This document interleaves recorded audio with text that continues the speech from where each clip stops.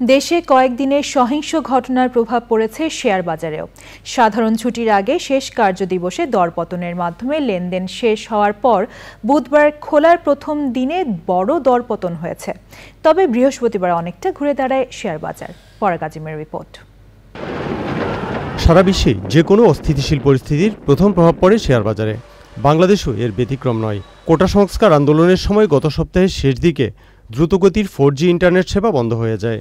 লেনদেনের বেশিরভাগই ইন্টারনেট নির্ভর হওয়ায় বৃহস্পতিবার লেনদেন অনেক কমে দরপতন হয় শেয়ার বাজারে। 3 দিন সাধারণ ছুটির পর সহিংসতা পরবর্তী প্রথম কার্যদিবস বুধবার ঢাকা স্টক এক্সচেঞ্জের সূচক কমে যায় 96 পয়েন্ট। লেনদেন দাঁড়ায় 159 কোটি টাকা, যা এক বছরের মধ্যে সর্বনিম্ন। ক্যাপিটাল মার্কেটকে বলা হয় মিরর অফ অ্যান ইকোনমি।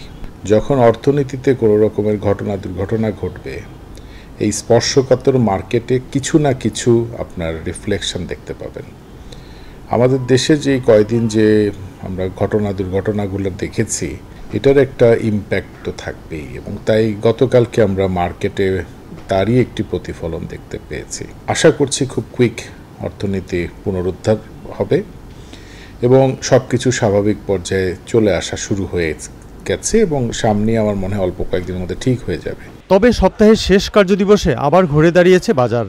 বৃহস্পতিবার ঢাকা স্টক এক্সচেঞ্জের সূচক বেড়েছে 63 পয়েন্ট। সেই সঙ্গে বেড়েছে বেশিরভাগ শেয়ারের দাম।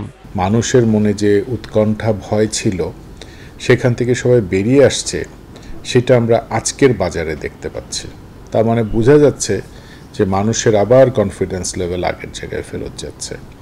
তো এই ধারা যদি বজায় থাকে, আমাদের যা ক্ষতি হয়েছিল তা আমরা অল্প সময়ের মধ্যেই হয়তো পুনরুদ্ধার করে ফেলতে পারবো। আপনাদের সবাই সহযোগিতা লাগবে। শেয়ার বাজারের উন্নয়নে নীতি সহায়তা অব্যাহত থাকবে বলে জানিয়েছেন নিয়ন্ত্রক সংস্থা বিএসইসির চেয়ারম্যান। পরাগ আজিম, চ্যানেল আই, ঢাকা।